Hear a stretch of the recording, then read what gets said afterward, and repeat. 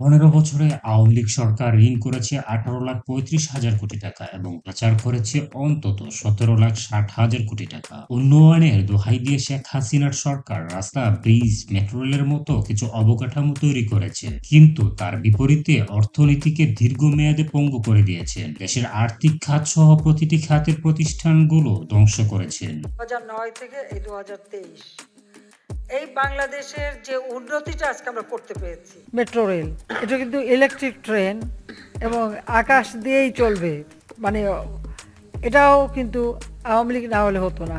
আজকে কর্ণফুলী নদীর নিচে টানেল, সবচেয়ে বড় কথা হচ্ছে পদ্মা সেতু। জরুরি ভিত্তিতে অর্থনীতিকে টেনে তোলার ও কার্যকর সংস্কার করা সম্ভব না হলে বাংলাদেশের সামনে ভয়াবহ পরিস্থিতি অপেক্ষা করছে। ১৮,৩৫,০০০ কোটি টাকার সরকারি ঋণ রেখে দেশ থেকে পালিয়েছেন সদ্য ক্ষমতাচ্যুত প্রধানমন্ত্রী শেখ হাসিনা।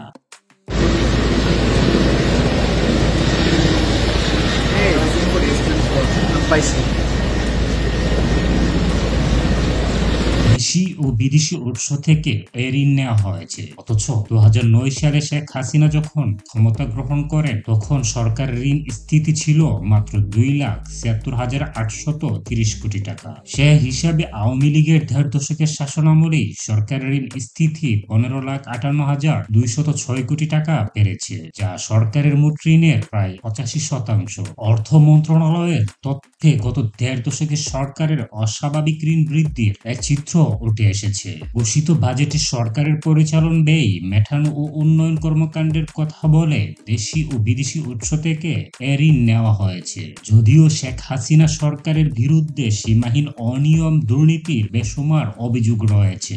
এ সময় অবাধ লুণ্ঠনের শিকার হয়েছে দেশের ব্যাংক খাত। জনগণের লুণ্ঠিত এসব অর্থ পাচার হয়েছে ইউরোপ, আমেরিকা সহ বিভিন্ন দেশে। যুক্তরাষ্ট্র ভিত্তিক গবেষণা প্রতিষ্ঠান গ্লোবাল ফাইন্যান্সিয়াল ইন্টিগ্রিটির GFI এর তথ্য বিশ্লেষণে পাওয়া হিসাব অনুযায়ী শেখ হাসিনার ১.৫ দশকের শাসনামলে দেশ থেকে অন্তত ১৪,৯২০ কোটি বা $১৪৯.২০ বিলিয়ন পাচার হয়েছে। বাংলাদেশি মুদ্রায় পাচারকৃত অর্থের পরিমাণ দাঁড়ায় অন্তত ১৭,৬০,০০০ কোটি টাকা। বর্তমান বিনিময় হার অনুযায়ী প্রতি ডলারে ১১৮ টাকা ধরে। যদিও বর্তমানে বাংলাদেশের ব্যবহারযোগ্য নেট রিজার্ভ রয়েছে মাত্র ১৬ বিলিয়ন ডলারেরও কম। নবম জাতীয় সংসদ নির্বাচনে বিজয়ের পর শেখ হাসিনা প্রধানমন্ত্রী হিসেবে দায়িত্ব নেন ২০০৯ সালের ৬ই জানুয়ারি। ওই বছরের ৩১ ডিসেম্বর পর্যন্ত দেশের ব্যাংক খাতে খিলাপি ঋণের পরিমাণ ছিল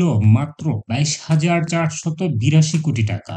চলতি বছরের মার্চে এসে খিলাপি ঋণের পরিমাণ ১,৮২,০০০ কোটি টাকা ছাড়িয়ে যায়। আর ছাত্র জনতার গণ অভ্যুত্থানে শেখ হাসিনা দেশ থেকে পালানোর সময় দেশে খিলাপি ঋণের পরিমাণ অন্তত ২ লাখ কোটি টাকা ছাড়িয়েছে বলে বাংলাদেশ ব্যাংক সূত্রে জানা গেছে। দেশের ব্যাংক খাতের নিয়ন্ত্রক সংস্থা হলো বাংলাদেশ ব্যাংক। ব্যাংক খাতে সুশাসন প্রতিষ্ঠা ও অনিয়ম, দুর্নীতি দমনের দায়িত্ব ছিল স্বায়ত্তশাসিত প্রতিষ্ঠানটির। যদিও খুদ বাংলাদেশ ব্যাংকের নেতৃস্থানীয় কর্মকর্তারাই বলছেন, ব্যাংক খাত লুণ্ঠনে কেন্দ্রীয় ব্যাংককে সহযোগিতার ভূমিকা পালনে বাধ্য করা হয়েছে। গণমাধ্যমে কর্মীদের সঙ্গে বৈঠকে গতকাল বাংলাদেশ ব্যাংকের ৪ ডেপুটি গভর্নর অস্বীকার করে বলেছেন, দায়িত্ব পালনে আমরা ব্যর্থ হয়েছি। চাকরি বাঁচানোর স্বার্থে অর্পিত দায়িত্ব আমরা পালন করতে পারিনি। গতকাল গভর্নর আব্দুর রউফ তালুকদার বাংলাদেশ ব্যাংকে যাননি। গত কয়েক বছরে পুনঃ তফসিল অবলোকন সহ বিভিন্ন নীতিমালার উদারীকরণ করেছে বাংলাদেশ ব্যাংক। এর মাধ্যমে ব্যাংক খাতের খিলাপি ঋণের প্রকৃত চিত্র ধামাচাপা দেওয়া হয়েছে। আবার প্রভাবশালী ব্যবসায়ী ও ক্ষমতাসীন দলের নেতাদের মালিকানায় থাকা ব্যাংকগুলোকে অবাধে অনিয়ম, দুর্নীতির সুযোগ দেওয়া হয়েছে। ওই ব্যাংকগুলোই যথাযথভাবে নিরীক্ষাও করা হয়নি। ব্যাংক সংশ্লিষ্টরা জানান, দেশের ব্যাংক খাত থেকে নেয়া বেনামি ঋণ পুনঃতফসিলকৃত ও অবলোকনকৃত ঋণ সহ আদায় হবে না এমন ঋণের পরিমাণ অন্তত ৭ লাখ কোটি টাকা। ব্যাংক থেকে বের হয়ে যাওয়া এই ঋণের বড় অংশই দেশ থেকে পাচার হয়ে গেছে। আর অর্থনীতিবিদরা বলছেন, উন্নয়নের দোহাই দিয়ে শেখ হাসিনার সরকার রাস্তা, ব্রিজ, মেট্রো রেলের মতো কিছু অবকাঠামো তৈরি করেছে, কিন্তু তার বিপরীতে অর্থনীতিকে দীর্ঘমেয়াদে পঙ্গু করে দিয়েছেন। দেশের আর্থিক খাত সহ প্রতিটি খাতের প্রতিষ্ঠানগুলো ধ্বংস করেছেন। জরুরি ভিত্তিতে অর্থনীতিকে টেনে তোলার ও কার্যকর সংস্কার করা সম্ভব না হলে বাংলাদেশের সামনে ভয়াবহ পরিস্থিতি অপেক্ষা করছে। বেসরকারি গবেষণা প্রতিষ্ঠান সেন্টার ফর পলিসি ডায়ালগের সিপিডি এর নির্বাহী পরিচালক ডক্টর ফাহমিদা খাতুন বলেন, গত ১.৫ দশকে দেশের কি পরিমাণ আর্থিক ক্ষতি হয়েছে, কি পরিমাণ অর্থ পাচার হয়েছে, সেটির পরিমাণ নির্ণয় করা সম্ভব নয়, কারণ দেশের কোনো পরিসংখ্যানই ঠিক নেই। কয়েক বছর ধরে সরকার ক্রমাগতভাবে তথ্য গোপন করেছে। অর্থনীতির ক্ষতি নিরূপণ করার জন্য ত্বরিত গতিতে একটি শক্তিশালী কমিশন গঠন করতে হবে। সে কমিশন অর্থনীতির ক্ষয়ক্ষতি নিরূপণ করে একটি শ্বেতপত্র তৈরি করবে। এরপর অর্থনীতিকে টেনে তুলতে সঠিক রোডম্যাপ প্রণয়ন করতে হবে। ডক্টর ফাহমিদা খাতুন বলেন, গত ১৫ বছরে বাংলাদেশের অর্থনীতি জঞ্জালে রূপান্তরিত হয়েছে। আমরা আগে বলতাম অর্থনীতি খাদের কিনারায়, কিন্তু এখন অর্থনীতি পুরোপুরি খাদের মধ্যে পড়ে গেছে।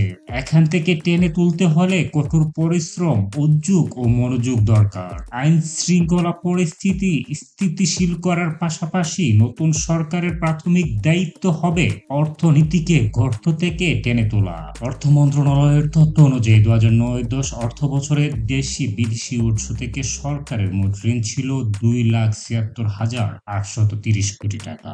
এর মধ্যে বিদেশি উৎস থেকে নেওয়া হয়েছিল ১,৬১,০২০ কোটি টাকার ঋণ। বাকি ১,১৫,৮১০ কোটি টাকার ঋণ ছিল বাংলাদেশের অভ্যন্তরীণ উৎস থেকে। ব্যাংক খাতের পাশাপাশি সঞ্চয়পত্র সহ অন্যান্য খাত থেকে এ পরিমাণ ঋণ নেওয়া হয়। আওয়ামী লীগের প্রথম মেয়াদ তথা ২০০৯ থেকে ২০১৩ সাল পর্যন্ত সরকার ঋণ বৃদ্ধির হার মোটামুটি স্থিতিশীল ছিল।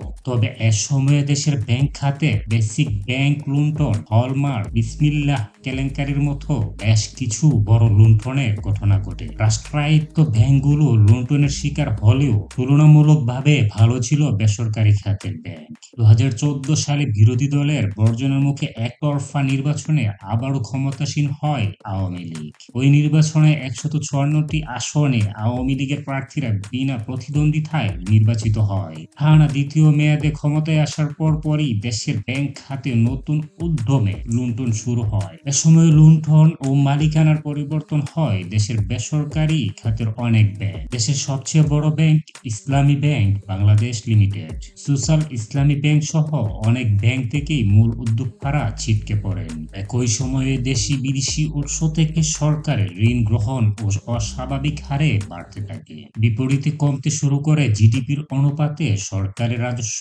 আহরণ। ফলে বেহাল দশায় পড়ে দেশের অর্থনীতি। ২০১৬ সালের ফেব্রুয়ারিতে বৈদেশিক মুদ্রার রিজার্ভ চুরি যাওয়ার মতো পৃথিবী কাঁপানো সাইবার অপরাধও সংঘটিত হয়। অর্থ মন্ত্রণালয়ের তথ্য পর্যালোচনা করে দেখা যায় ২০১৮ থেকে ২০২২ সাল ৫ বছরেই ব্যাংক সহ অভ্যন্তরীণ উৎস থেকে সরকারের ঋণ বাড়ে প্রায় ৪ লাখ কোটি টাকা। ২০১৭ সালের ডিসেম্বর শেষেও অভ্যন্তরীণ উৎস থেকে সরকারের মোট ঋণ ছিল ৩,২০,২৭২ কোটি টাকা। ২০২২ সাল শেষে তা ৭,১৭,১৮৯ কোটি টাকা ছাড়িয়ে যায়। ব্যাংক খাতে সরকারকে ঋণ দিতে ব্যর্থ হলে গত বছর বাংলাদেশ ব্যাংক নিজেই নতুন টাকা ছাপিয়ে সরকারকে ঋণ দেয়। এতে অভ্যন্তরীণ উৎস থেকে সরকারের ঋণ বেড়ে দাঁড়ায় ১০,৩৫,৫৩০ কোটি টাকা। বাংলাদেশ ব্যাংকের পাশাপাশি দেশের ব্যাংক ও আর্থিক খাত সঞ্চয়পত্র সহ বিভিন্ন উপকরণ ব্যবহার করে জনগণের কাছ থেকে এ ঋণ নিয়েছে সরকার। সরকারের ঋণের চাহিদা অস্বাভাবিক হারে বেড়ে যাওয়ায় এর সুদ হারও ২ গুণ থেকে ৩ গুণ বেড়ে গেছে। ট্রেজারি বিল বন্ডের সুদ হার এখন ১২ থেকে ১৩% গিয়ে টেকেছে। যদিও ২ বছর আগে সরকারি ট্রেজারি বিল বন্ডের সুদ হার ছিল ১ থেকে ৬%। উন্নয়ন কর্মকাণ্ডের কথা বলে গত ১.৫ দশকে বিদেশি উৎস থেকেও অস্বাভাবিক হারে ঋণ নিয়েছে সরকার। ২০১০ সালেও বিদেশি উৎস থেকে নেয়া সরকারের ঋণ স্থিতি ছিল মাত্র ২০.৩৩ বিলিয়ন ডলার। অর্থ মন্ত্রণালয়ের তথ্য বলছে ২০২৩ সালের ফেব্রুয়ারিতে এসে এই ঋণের স্থিতি 59.21 বিলিয়ন ডলারে গিয়ে টেকে। তবে বাংলাদেশ ব্যাংকের তথ্য অনুযায়ী চলতি 2024 সালের মার্চ শেষে সরকার ও সরকারি প্রতিষ্ঠানগুলো বিদেশি ঋণের স্থিতি 79 বিলিয়ন ডলারে উন্নীত হয়েছে। বর্তমান বিনিময় হার অনুযায়ী অর্থাৎ প্রতি ডলার 118 টাকা হারে বাংলাদেশি মুদ্রায় সরকারি ঋণের স্থিতি 9,32,000 কোটি টাকারও বেশি। গত দেড় দশকে দেশের অর্থনীতি ও প্রাতিষ্ঠানিক কাঠামোর অধঃপতন ঘটেছে বলে মনে করেন অর্থনীতিবিদ ডক্টর আহসান এইচ মনসুর। বণিক বার্তার এক সাক্ষাৎকারে তিনি বলেন, দেশের অর্থনৈতিক অবস্থার যে অধঃপতন হয়েছে সেখান থেকে টেনে তোলার জন্য সৎ, যোগ্য, দক্ষ অর্থমন্ত্রী ও গভর্নর দরকার। দেশের ছাত্র জনতা যে বিপ্লব ঘটিয়েছে সেটি অবিস্মরণীয়, কিন্তু এই বিপ্লব যাতে কোনোভাবেই ব্যর্থ না হয় সেদিকে খেয়াল রাখতে হবে। অর্থনীতিবিদ বলেন, দেশের সামষ্টিক অর্থনীতি এই মুহূর্তে উচ্চ মূল্যস্ফীতি, বিনিময় হার নিয়ে অস্থিরতা, রিজার্ভ সংকট সহ বিভিন্ন ধরনের চ্যালেঞ্জের মুখে আছে। যথাযথ পদক্ষেপ নিলে এসব চ্যালেঞ্জ দ্রুতই কাটিয়ে ওঠা সম্ভব, কিন্তু দেশের প্রতিষ্ঠানগুলোর যে ক্ষতি হয়েছে সেটি ঠিক করতে অনেক সময় লাগবে। যে ছাত্রদের হাত ধরে দেশে গণ অভ্যুত্থান সংগঠিত হয়েছে তাদের দাবি ছিল রাষ্ট্রের সংস্কার করতে হলে রাজনৈতিক দলগুলোরও সংস্কার করতে হবে। বিশ্বব্যাপী অর্থ পাচারের তথ্য উপাত্ত নিয়ে গবেষণা করে যুক্তরাষ্ট্রভিত্তিক think tank Global Financial Integrity GFI প্রতিষ্ঠানটির তথ্য অনুযায়ী 2011 থেকে 2018 সালের মধ্যে বাংলাদেশ থেকে 9,000 কোটি বা 90 বিলিয়ন ডলার সমপরিমাণ অর্থ পাচার হয়েছে। 2005 থেকে 2014 সাল পর্যন্ত প্রতি বছর গড়ে পাচার হয়েছে 640 কোটি ডলার। 2014 থেকে 2018 সালের মধ্যে এই গড় বেড়ে 827 কোটি ডলারে দাঁড়ায়। 2019 সালের পর দেশ থেকে অর্থ পাচার আরো বেড়ে যায়। তবে 2014 থেকে 2018 সময়ের গড়কে বিবেচনা করা হলে 2019 থেকে 2023 সাল পর্যন্ত বাংলাদেশ থেকে অন্তত 4,135 কোটি ডলার পাচার হয়েছে। সে হিসেবে 2009 থেকে 2023 পর্যন্ত শেখ হাসিনার দেড় দশকের শাসনামলে দেশ থেকে পাচার হওয়া অর্থের পরিমাণ দাঁড়ায় অন্তত 14,920 কোটি বা 149.20 বিলিয়ন ডলার। বর্তমান বিনিময় হার অনুযায়ী বাংলাদেশি মুদ্রায় পাচারকৃত অর্থের পরিমাণ দাঁড়ায় অন্তত 17,60,000 কোটি টাকা। আগে বাংলাদেশ থেকে অর্থ পাচারের জনপ্রিয় গন্তব্যগুলোর মধ্যে ছিল সুইজারল্যান্ড, যুক্তরাজ্য, যুক্তরাষ্ট্র, মালয়েশিয়া, কানাডা সহ কর স্বর্গখ্যাত কিছু দ্বীপ রাষ্ট্র। তবে গত কয়েক বছরে অর্থ পাচারের গন্তব্যে পরিবর্তন আসে। বর্তমানে সংযুক্ত আরব আমিরাতের, দুবাই সহ মধ্যপ্রাচ্য, দক্ষিণ পূর্ব এশিয়া বা পূর্ব ইউরোপের মতো দেশগুলোকে অর্থের নিরাপদ গন্তব্য হিসেবে বেছে নিচ্ছে বাংলাদেশি পাচারকারীরা। রাজনীতিবিদ, ব্যবসায়ী, আমলা, পুলিশ সহ সরকারি চাকরিজীবী, ব্যাংক, আর্থিক প্রতিষ্ঠান, ইন্স্যুরেন্সের চেয়ারম্যান থেকে পরিচালক, ঊর্ধ্বতন ও মাঝারি স্তরের কর্মকর্তাও দেশ থেকে অর্থ পাচার করছেন। সুইজারল্যান্ডের কেন্দ্রীয় ব্যাংক সুইস ন্যাশনাল ব্যাংকের SNB তথ্য অনুসারে 2021 সালে দেশটিতে বাংলাদেশিদের জমা অর্থের পরিমাণ ছিল 87,11,11,000 সুইস ফ্রাঙ্ক। এটি ছিল দেশটিতে বাংলাদেশিদের জমানো সবচেয়ে বেশি অর্থ। এরপর থেকে আমানতের পরিমাণ কমতে থাকে। 2022 সালে সুইস ব্যাংকে বাংলাদেশিদের জমাকৃত আমানতের পরিমাণ ছিল 5,52,11,000 সুইস ফ্রাঙ্ক এবং 2023 সাল শেষে এটি নেমে এসেছে 1,77,12,000 সুইস ফ্রাঙ্ক। সংশ্লিষ্ট সূত্র বলছে, বাংলাদেশের গণতন্ত্র ও সুষ্ঠু নির্বাচন ইস্যুতে কয়েক বছর ধরেই যুক্তরাষ্ট্র সহ ইউরোপিয়ানদের সঙ্গে বাংলাদেশ সরকারের সম্পর্কের অবনতি ঘটে। এর পরিপ্রেক্ষিতেই সুইস ব্যাংকগুলো থেকে বাংলাদেশি পাচারকারীরা অর্থ অন্য গন্তব্যে সরিয়ে নেয়। গত এক যুগে যুক্তরাজ্যের গোটা প্রপার্টি বাজারে বাংলাদেশিদের উপস্থিতি বেশ জোরালো হয়। এর তালিকায় অফশোর প্রপার্টি হিসেবে বেনামে নিবন্ধিত সম্পত্তির পাশাপাশি বাংলাদেশের ঠিকানায় নিবন্ধনকৃত প্রপার্টিও রয়েছে অনেক। ব্রিটিশ সরকারের পরিসংখ্যান অনুযায়ী 2010 সালের জানুয়ারিতেও যুক্তরাজ্যের আবাসন খাতের সম্পত্তি মালিকে বাংলাদেশের ঠিকানা ব্যবহার করে নিবন্ধিত প্রপার্টির সংখ্যা ছিল 15। 6 বছরের মাথায় 2016 সালের জানুয়ারিতে এ সংখ্যা দাঁড়ায় 52-তে। এর 5 বছর পরে 2021 সালের অগস্টে এ সংখ্যা বেড়ে 107-এ দাঁড়ায়। বিশ্বের বিভিন্ন দেশের ধনীদের বিনিয়োগ কোঠায় অভিবাসন সংক্রান্ত সেবা দিচ্ছে লন্ডন ভিত্তিক অ্যাস্টনস সংস্থাটির তথ্য অনুসারে 2020 সালের জানুয়ারি থেকে সেপ্টেম্বর পর্যন্ত 9 মাস প্রাইম সেন্ট্রাল লন্ডনের বিভিন্ন অভিজাত এলাকায় 98টি লেনদেনের মাধ্যমে প্রায় 12 কোটি 29 লাখ পাউন্ড মূল্যের প্রপার্টি কিনেছেন বাংলাদেশিরা। যুক্তরাষ্ট্র ভিত্তিক সেন্টার ফর অ্যাডভান্সড ডিফেন্স স্টাডিজের সংগৃহীত তথ্য বিশ্লেষণের ভিত্তিতে ইইউ ট্যাক্স অবজারভেটরি জানিয়েছে, বাংলাদেশি তথ্য গোপন করে সংযুক্ত আরব আমিরাতের দুবাইয়ে প্রপার্টি কেনেন 459 বাংলাদেশি। 2020 সাল পর্যন্ত তাদের মালিকানায় সেখানে মোট 972টি প্রপার্টি ক্রয়ের তথ্য পাওয়া গেছে, কাগজে কলমে, যার মূল্য $31 কোটি।